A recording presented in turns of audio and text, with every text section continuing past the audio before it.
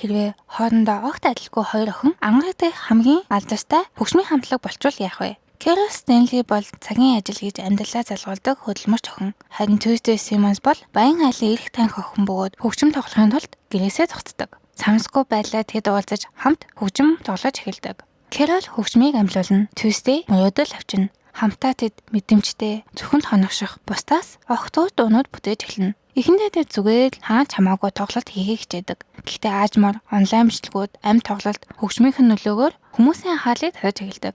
Тэд улам мөндөст гарах тусам хүчтэй өсөлтөн, хөгжмийн салбарын дарамт бас тэдний хөгжмийг ашиглахыг хүссэн хүмүүстэй тулгарна. Тэдний хамгийн том өсөлтөгчдийн нэг бол Angelina Carpenter. Мөс зэрэгцэн амжилтын төлөө өсөлдөж буй шинод. Гэхдээ Carol Tuesday хоёр урагшилсаар байдаг. Учир нь тэд зөвхөн галзын төлөө тэмцээгүй. Тэд хоолоогоо хүмүүст хүрэхийг хүссэн.